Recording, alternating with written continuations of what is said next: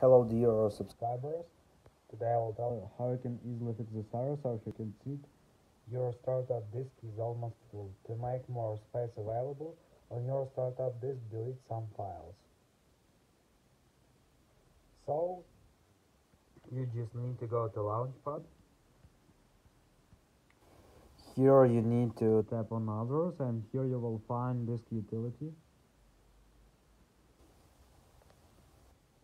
So just open it, and here you can also just see how much memory you have free and how much you used.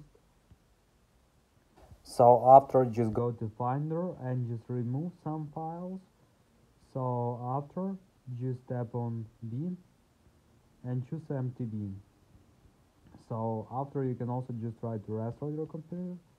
Just tap on Apple logo, just choose restart, and just submit restarting your computer. So this is the way how you can also do it. So thank you for watching, have a nice day, subscribe to my channel, click like, and goodbye.